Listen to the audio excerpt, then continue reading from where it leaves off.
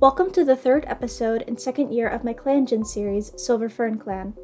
If you haven't already, I recommend watching the first two episodes, which introduce the clan members and tell what happened during the first year. You can find those in the description or on my channel.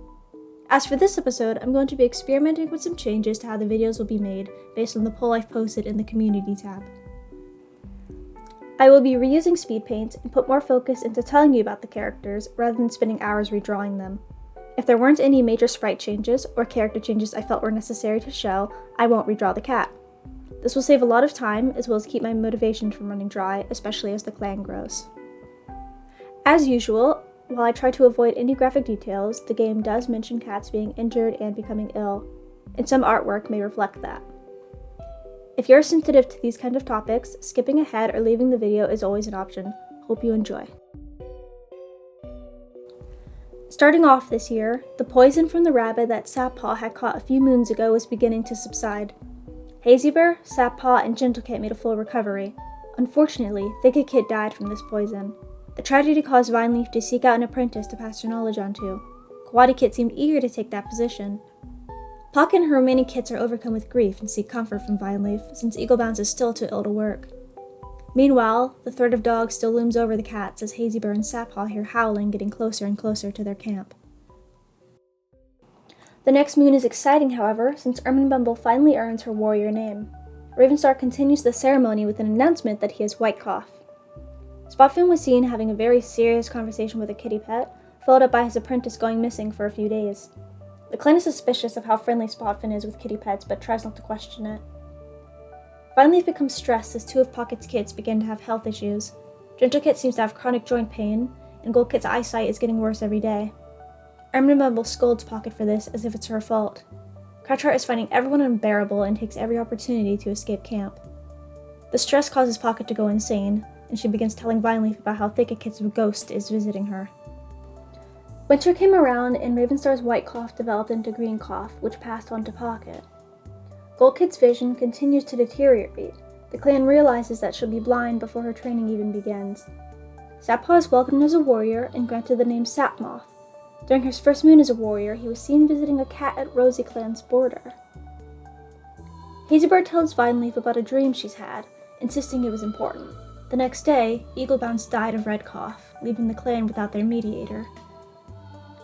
Gentlepaw, Coatituft, and Goldpaw are made apprentices and given to Erminebumble, Pocket, and Sapmoth respectively. Pocket recovers from green cough, but Scorchfuzz and Coatituft catch white cough. Hazyburr is distressed over Eaglebounce's death and becomes angry and withdrawn. She feels like the clan is moving on and she refuses to. During all of this, Crouchheart spends his time alone and learns that the badger is still camping in their territory. The next moon, Ravenstar recovered from green cough just in time to give the promotion ceremony. He isn't sure if Scorchfuzz is ready for the responsibility of being a warrior, so he only promotes Cinderglare. Two Legs have been getting closer to the camp this moon, bringing their dogs along with them, and Crouchheart comes across the kitty pet that Spotfin had been meeting with. She introduces herself as Nandor, and although Crouchheart invites her to join the clan, she declines. Vineleaf and Ravenstar spend their time this moon tending to their clanmates' graves. Spring arrives and the clan is feeling better. Hazyburr goes out and introduces herself to Nandor. Coatituft and Scorchpaw both recover from white cough, and Scorchfuzz is granted his warrior name. The threat of Two Legs and their dogs still haunt the clan. They've been setting traps in the territory, which has been a great danger to the cats along with the badger. Erminebumble, Gentlepaw, and Cinderglare set up a stakeout together to find out where the badger's set is. Crouchheart and Spotfin check for more dens, but don't find any. The clan seems to have narrowed down the exact territory of the badger. Hazyburr's depression returns, unfortunately, leaving the warriors trying to figure out how to manage the issue alone. Spotfin makes the announcement that she is no longer a Tom. The clan accepts this and treats her like any other queen. Hazyburr's refusal to address the threats the clan faced suddenly strike back. When she and Scorchfuzz were attacked by a dog, Scorchfuzz chose to trail behind, giving her time to escape as the dog overpowered him. Ravenstar's grief over the losing of his son caused him to spiral, and he goes to fight the badger alone without telling his clan. He loses his first life. During this time, Vineleaf finds another queen giving birth. Beam and her kits join the clan. The clan welcomes Aphidkit, Ryekit, Bushkit, and lastly, Hemlockkit, who was born with a twisted leg. Crouchheart recognizes the clan's needs and steps forward. He has chosen to use his skills and experience to help solve clan disagreements as the new mediator. Ravenstar, stressed over losing warriors, begins prematurely promoting cats. Gentlefog is made a warrior at 10 moons old. Vineleaf congratulates her for this, but Gentlefog can only feel insecure and unfit for her role. The clan held a vigil for Scorchfuzz this moon. Summer came and Vineleaf found herself feeling too sore to work. Ravenstar promotes 2 more apprentices, Coatituft and Goldbounce, who are only 11 moons old. Pocket is proud of her kits. The next moon, Pocket was found exploring outside of the clan territory. She suggests that the clan should share their fresh kill, since tensions have been getting worse with Rosie clan lately, and they have enough threats as it is. Ravenstar only rolls his eyes. The heat of the summer caused a fire to rage through the forest. Most cats were unharmed, but Coatituft was severely burned. Towards the end of summer, a fox attack left Cinderglare's tail badly injured. The heat is getting to the clan and leaving some cats with heat exhaustion. Pocket and Beam have been searching out 2-leg traps and warning the clan of their locations. Hazyburr and Ravenstar have been spending a lot of time together, with Hazyburr making plots of how they could get more fresh kill, even more than the clan would need. Autumn returns and Vineleaf feels stressed trying to care for the clan. She and Pocket search for herbs, but they have no success. Dogs have been destroying plants in the territory. Goldbounce, Coatituft, and Gentlefog smell the dogs and warn the clan. Beam, Spotfin, and Sapmoth have been chasing the dogs away.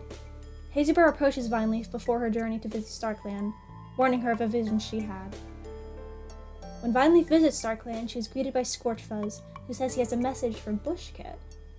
Ryekit shyly hangs around behind him. Vineleaf's heart is warmed to see Webghost continuing to tell her stories to the newest StarClan members. She hopes the next year will be easier. Onto each cat's personal experiences this year, starting with our leader Ravenstar. Ravenstar ended up having a pretty bad time. He started the year off with white cough, which very quickly developed into green cough and spread through the clan as winter approached. He felt like he was hacking up half his lungs and was unable to work. He did survive it, however. When it was time for his sons to earn their warrior names, he chose to hold back Scorchpaw a bit longer. Not long after Scorchfuzz was made a warrior, he died. Ravenstar spiraled and began a trail of poor decisions. He lost his first life by fighting the badger alone, blinded by rage and grief, earning a bright white mark on his chest where the badger had hit him. He sat all night at Scorchfuzz's vigil, with Hazyburr by his side. He spent a long time telling stories about Scorchfuzz with Hazyburr and Spotfin. The death of their son seemed to bring him and Hazyburr closer together. The pair spent time hunting together, and they found themselves developing strong feelings for each other. Ravenstar is still not initiating a relationship, however, since he has small crushes on the other she-cats, Vineleaf and Spotfin. He became close with Crouchheart, even calling him his best friend and using Crouchheart to hear about Cinderglare and Erminebumble's relationship. He disapproved at first, finding his apprentice and his son liking each other strange, but he's found a love for them both. He is still the same cold leader, however. He ignores his clan members' requests to build better relationships with other neighbors, and even scolds the kits for doing kit things. Next is our deputy, Hazyburr. Hazyburr recovered from the poison and returned to training Sappaw. The threat of dogs was getting worse, but she didn't let that stop his training, and she puffed with pride when he earned his name Sapmoth. She and Pocket began having strange dreams and sharing them with Vineleaf. When Eaglebounce died, Hazyburr became angry and withdrawn. She felt like the entire clan was moving on too quickly. She spent a long time grieving and would often share a nest with Vineleaf, who comforted her in the way Eaglebounce no longer could. Even when the grief passed on, she was working less and spent more time resting. She would make friends with cats outside of the clan, such as Nandor, against Ravenstar's wishes. She and Ravenstar never truly acted as mates until Scorchfuzz's death. Watching her son die broke Hazyburr once again. She spent time mourning with Ravenstar and Spotfin. Ravenstar did his best to keep her company, and the two found a romance blossoming. However, she still holds her feelings for Vineleaf and her late friend Eaglebounce.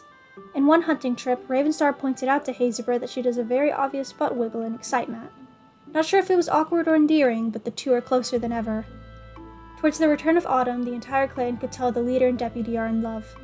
Hazyburr told Vineleaf right before her trip to see StarClan that she has a vision from them, unsure what it could have been about. Our medicine cat is Vineleaf. The stressful start to the year left Vineleaf desperate for an apprentice. She's been doing her best to manage Goldkit's failing vision, Gentlekit's pain, and the sick cats recovering from poison and illness, all while cats are visiting her left and right, insisting that StarClan is speaking to them. In an effort to distract herself from the stress, she tries pursuing romance with her clanmates. She flirts with Ravenstar and compliments his claws. He appreciates it. Goldkit began following Vineleaf everywhere, which broke her heart. Coatituft seemed to want to learn how to help her sister, and asked Vineleaf all kinds of questions. Vineleaf has a love for Pocket's kits, and after Erminebumble talks poorly to Pocket, Vineleaf spreads rumors about her multiple times in the same moon. She shares her nest with Hazyburr, the two comforting each other in their stress. Things start to get awkward with her and Pocket during the winter, and Vineleaf distracts herself by tending to duties outside of camp, such as tending to the graves. During spring, she finds another queen giving birth.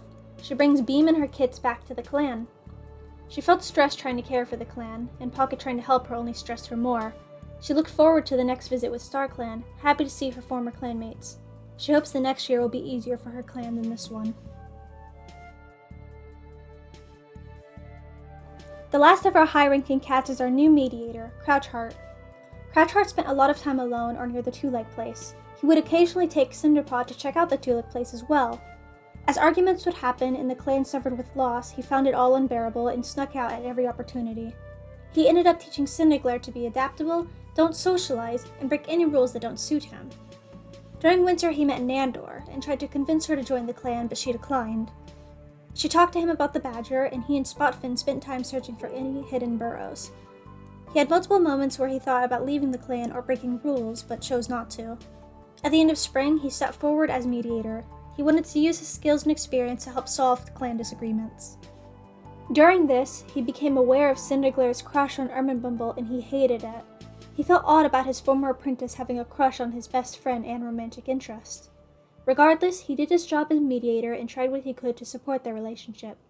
He became close with Ravenstar and was called his best friend. He couldn't help but feel jealous whenever he caught Erminebumble and Cinderglare share loving glances. He did what he could to stay close to Erminebumble, rolling around her a little too playfully sometimes. Now our warriors, starting with Beam. Beam joined the clan during spring this year when Vineleaf found her going into labor. She used to be a loner, but was chased out of her territory not long before she gave birth. Desperate for some shelter and a place to raise her kits, she joined Silver Fern clan. She gave birth to Aphidkit, Ryekit, Bushkit, and Hemlockkit. During the summer, she helped Pocket locate and notify the clan of two-leg traps. At the end of the year, she helped chase away the dogs in the territory. She's a very charismatic cat, and while she is still a stranger to some, she's doing her best to fit in with the clan.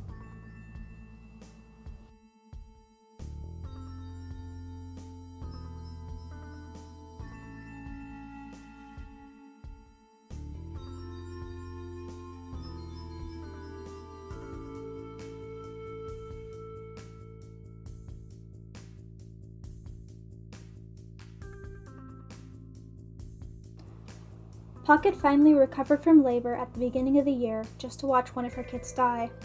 She became haunted by strange dreams and sights, swearing that she saw Thicketkit visiting her. Watching her surviving kits go blind and suffer from pain didn't help. Erminebumble would scold her on her parenting, making her miserable. She caught green cough from Ravenstar but recovered quickly. She was proud of her kits becoming apprentices and fitting in with the clan, although Goldkit's apprenticeship was a bit delayed due to her developing blindness. Her own daughter, Coatituft, was apprenticed to her, and she did her best to train her. Unfortunately, she did end up teaching her to be closed off, but still have a positive attitude. Watching her kits become early warriors made her even prouder. While Vineleaf was stressed, she tried to comfort her and help out with gathering herbs, but things only got frustrating. She ended up exploring outside of the clan's territory and speaking with the other clans, trying to take place as mediator. She was only trying to find her place in the clan and be helpful, but her request to share fresh kill offended Ravenstar and he told her off. After the fire burned Coatituft, she decided she wants to seek out medicine with Vineleaf, but Vineleaf wasn't interested in training her. So instead, Pocket and Beam spent their time finding two-leg traps, helping the clan that way. She can't help but want to assist Vineleaf every now and then. She found herself growing a crush on the medicine cat. After their training session, where Scorchfuzz announced his distaste for kitty pets, Spotfin decided to take an alternative approach to training her apprentice. She would have Scorchpaw help her gather moss and clean nests, insisting it would give him muscles. The two would visit the kitty pets, and she'd even leave him there to spend time with Nandor for a couple of days, which Ravenstar wasn't a fan of.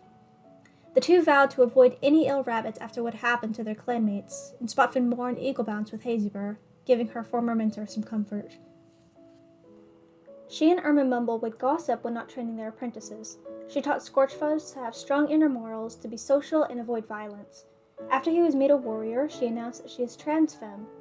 That same moon, Scorchfuzz died. It hit her hard. She spent time with Hazyburr and Ravenstar, sharing stories about Scorchfuzz. She couldn't help but find herself developing a small crush on Ravenstar, but she suppressed it. When new kits arrived, she spent time entertaining them, as well as continuing to support her clanmates however she can.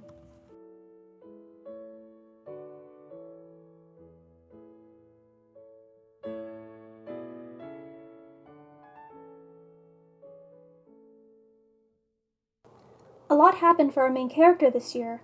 After a long apprenticeship, she finally earned her warrior name, Erminebumble, at 15 moons old. She was honored for her loyalty.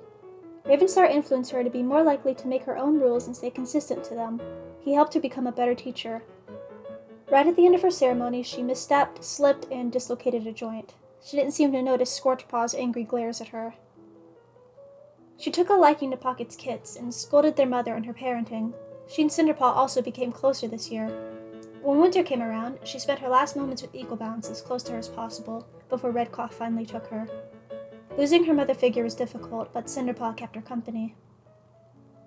Once her leg was feeling better from the trip after her ceremony, she became the mentor of Gentlepaw.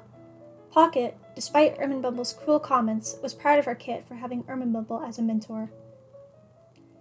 Erminebumble struggled with some cruel looks and comments, but she did her best at mentoring Gentlepaw. When Cinderglare became a warrior, he would often tag along and help out with Erminebumble's mentoring. She would stutter and feel shy when speaking to him. Afterwards, she and Spotfin would gossip about it.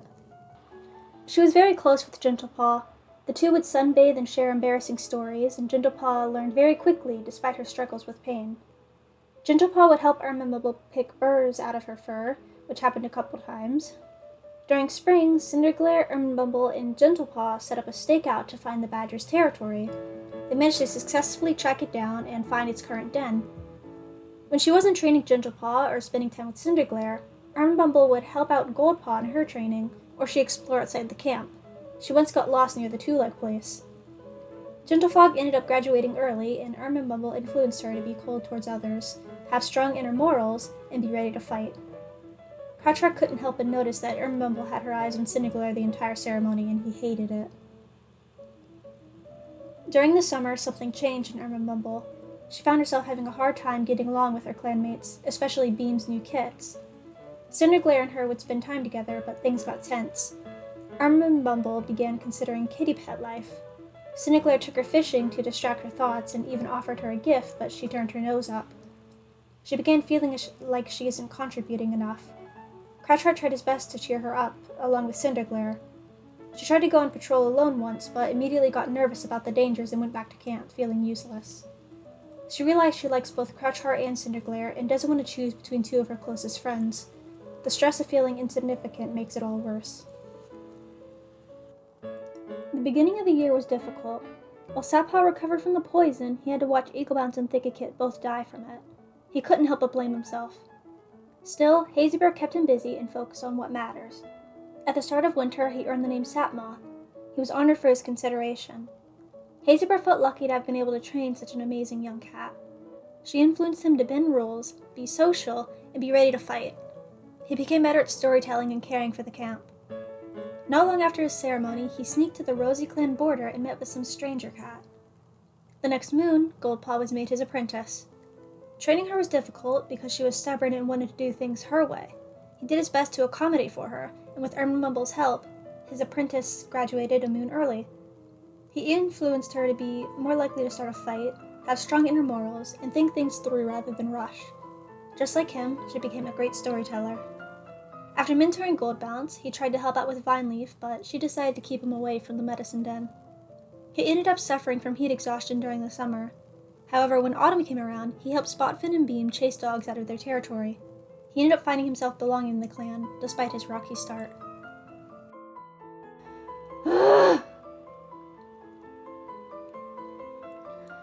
Crouchheart's mentorship, Cinderpaw learned lots about kitty pets.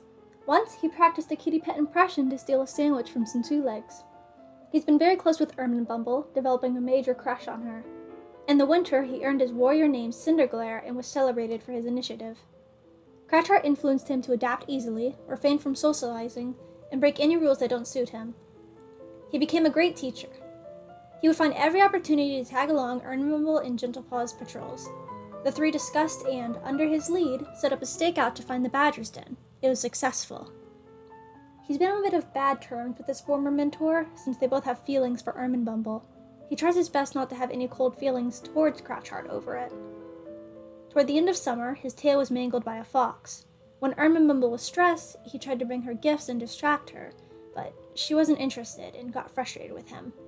So instead, he decided to spend time entertaining the kits and seek advice from Crouchheart.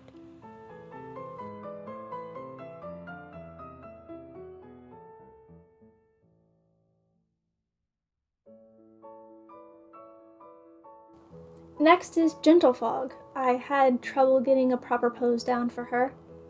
Although the poison killed her sister, Gentlekit survived. She and her mother prayed that Thicketkit would have a safe journey to StarClan.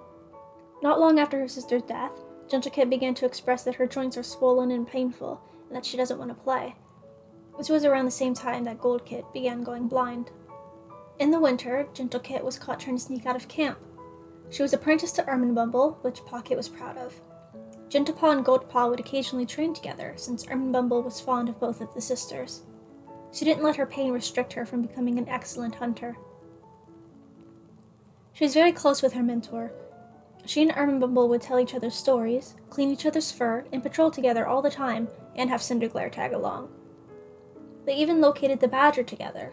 She excelled at every task placed before her, and earned the name Gentlefog at only 10 moons old. She was honored for her pragmatism. Erminebumble taught her to be cold and ready to fight, but still have strong inner morals. Although every cat was proud of her for graduating so early, including Vineleaf, who personally congratulated her, she couldn't help but feel insecure and undeserving of it. She wanted to prove herself and dared to approach the Bitter Clan border alone, but she withdrew when she heard a noise. She and Erminebumble still get along as warriors. Watching her sisters struggle was difficult for Coatituft. She would ask Vineleaf how she could help heal them. When Thicketkit died, Coatituft would bargain with StarClan and beg that they send her back. She was apprenticed to her mother, but unfortunately caught white cough just as her apprenticeship began. When she recovered 2 months later and was ready to begin training, she was nearly caught in a 2-leg trap. Thankfully, it was broken. In the summer, she earned her warrior name early at 11 moons old. She was named Coatituft and honored for her benevolence. Although Pocket influenced her to be less social, she still kept a positive outlook and became great at understanding prophecies. A fire raged through the forest during the summer, and while most cats were all right, Coatituft was severely burned. Erminebumble tried to comfort her, but ended up calling her the wrong name, which offended Coatituft. When she was healed, she returned to being a fun and daring cat. She once offered to stick her nose into a fox den, even though no one was asking her to. The final warrior is Goldbounce. Erminebumble was always friendly to Goldkit. At a young age, she began to lose her vision. She would follow Vineleaf everywhere, hoping that being around the medicine cat would somehow heal her. When her sisters were made apprentices, her ceremony was delayed for a short time. Scorchpaw teased her over this, but Gentlepaw would let her visit the apprentice den. When she was apprenticed to Sapmoth, she touched noses with him and silently swore to do the best for the clan. She was very stubborn and refused to listen during training, determined to do things her own way. While trying to track down a bird, she ended up running into a pile of snow. She would ask Erminebumble to teach her moves, wanting to progress quickly in her training like Gentlepaw. Goldpaw believed that she was part of a special prophecy and that StarClan was speaking to her. At 11 moons, she was named Goldbounce and honored for her grace. Sapmoth influenced her to start fights, but also have strong inner morals and think things through. She became excellent at storytelling and problem-solving. She refused to let her blindness define what she can and cannot do. Pocket is very, very proud of her.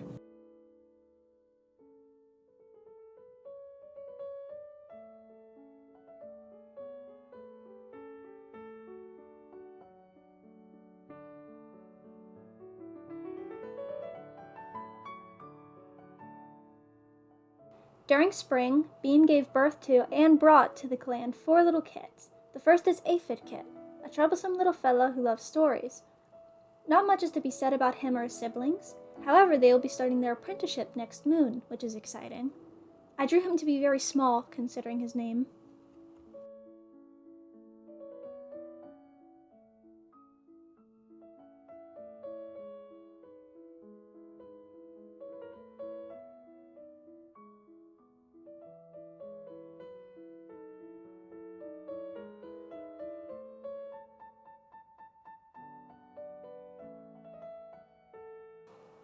The next kit is Ryekit. He is quiet and very picky about how his nest is built. One time, he pretended to slay Cinderglare, who theatrically died to entertain the kit.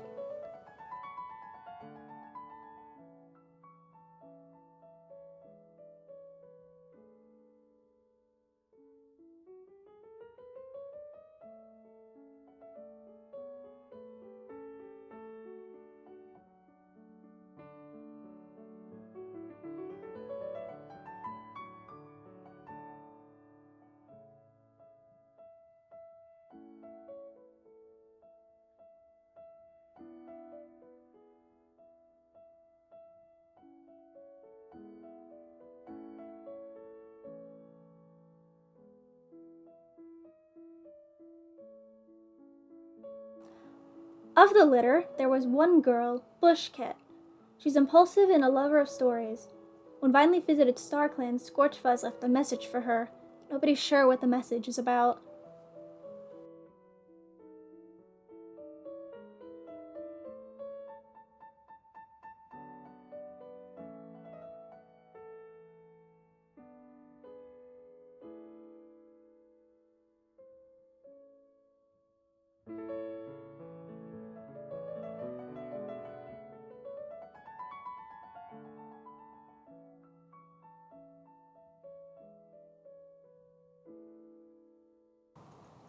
Hemlockkit is the final kit. He was born with a twisted leg that caused him pain early on. Spotfin encouraged him to be strong, and the two practiced battle moves together. He had a lot of pain during the late summer, but by autumn he felt better than ever. Once, he was scolded by Ravenstar for tornadoing around camp. Ravenstar said he isn't taking his health seriously, but Hemlockkit just doesn't care. He's lonesome and confident with his words.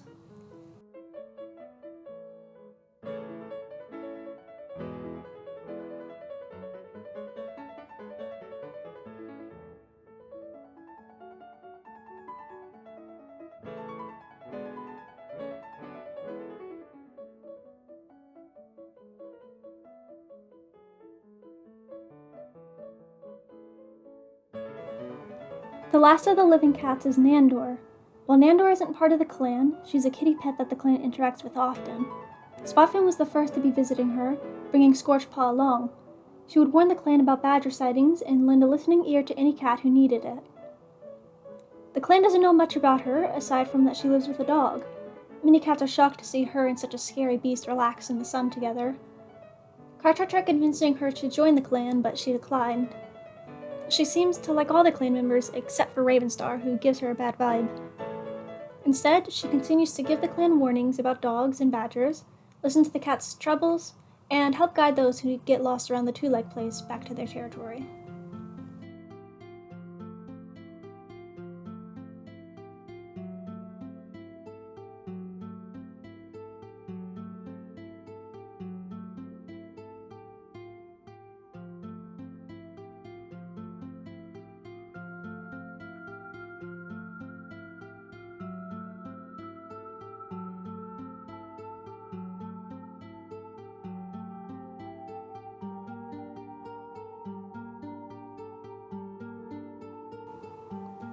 The clan lost 3 cats this moon, starting off with young Thicketkit.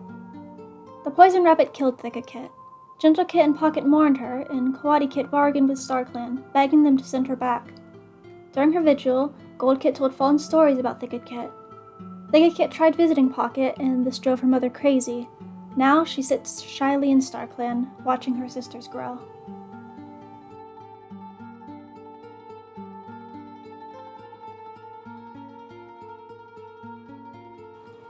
Eaglebounce fought as long as she could against Red Cough, but she finally died during the winter, with Hazyburr and Erminebumble by her side.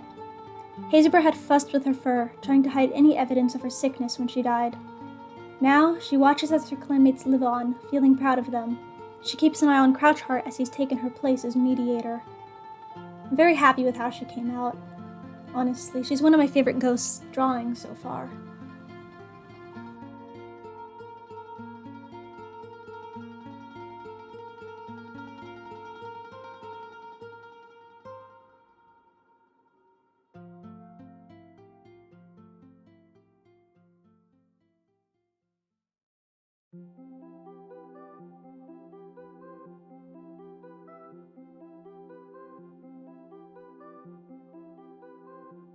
Scorchfuzz was the final death this year. Spotfin did her best in training him to be a good cat. His hatred for kitty pets left pretty quickly with her guidance. He's a bit rude to other cats, giving Erminebumble rude stares and teasing Goldkit for her late apprentice ceremony. When he became a warrior at 13 moons, he was honored for his bravery. Just a moon after his promotion, while he and his mother were being chased by a dog, he fell back to let her run. Spotfin and his parents mourned him greatly. They sat awake all night at his vigil and told stories about him. When Vineleaf came to visit, he left a message for Bushkit, while Ryekit sat beside him.